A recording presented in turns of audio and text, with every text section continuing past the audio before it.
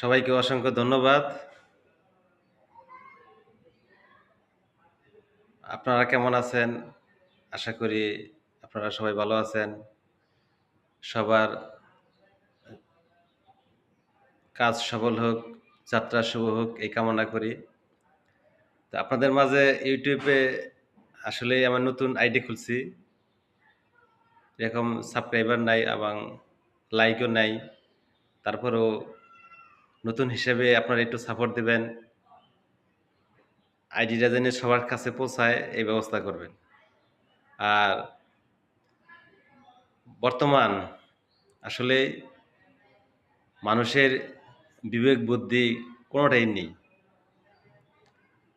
আর যদি মানুষের বিবেক বুদ্ধি থাকতো তাহলে মানুষ কোনো সময় অন্যায় কাজ করতো না, অন্যায় প্রতিবাদ করত। আজকে আমাদের ভিতরে মনুষ্যত্ব নেই। দেখেন মানুষ মানুষকে কিভাবে মেরে ফেলছে। আমরা কিন্তু আইনের রক্ষক না। একটা মানুষকে সবার সামনে মেরে ফেলছে, অথচ তাকে ধরার কেউ নেই। ৩ জন লোক একটা মানুষকে মেরে ফেলছে, অথচ শত শত লোক দাঁড়ায় হয়েছে, ভিডিও করতেছে, সেলফি উঠাইতেছে। তার পাশে আনসার একাডেমি, কিন্তু মানুষ প্রতিবাদ করতেছে না। আর যে লোকটা মারতেছে সবাই মিলে যদি প্রতিবাদ করতো অবশ্যই তাকে বাঁচাতে পারতো।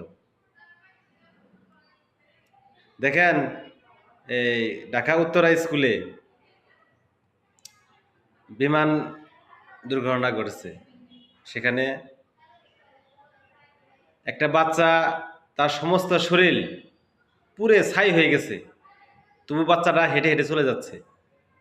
সবাই সেলফি উঠাইতেছে, ফোনে ছবি উঠাইতেছে, কিন্তু বাচ্চারা কেউ ধরতেছে না যে আমি একটু কোলে নিয়ে বাচ্চাটা একটা গাড়ির ভিতরে শোয়াই, সে চিকিৎসার জন্য তাকে হাসপাতালে পৌঁছে দেই। এই লোক নাই। তাহলে আমাদের মধ্যে মনুষ্যত্ব বোধ কোথায় চলে গেছে? আজকে এই দেশ কোথায় চলে গেছে? একটা বাচ্চা ক্লাস 2 বা 3 পড়ে, যে সমস্ত শরীর পুরে ছাই হয়ে গেছে, তো বাচ্চাটা মা বাবার জন্য কান্না কান্না মানে চোখের পানি কান্না করতে করতে রাস্তা দিয়ে তার বাসায় যাওয়ার জন্য সে ব্যাকুল হয়ে গেছে। তার মনে হইতেছে না যে আমার শরীরটা পুড়ে গেছে,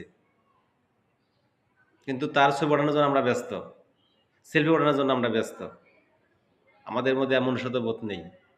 ওই সিনারি দেখে আমাদের চোখের পানি চলে আসছে যে আজকে এই দেশটা কোথায় চলে গেছে।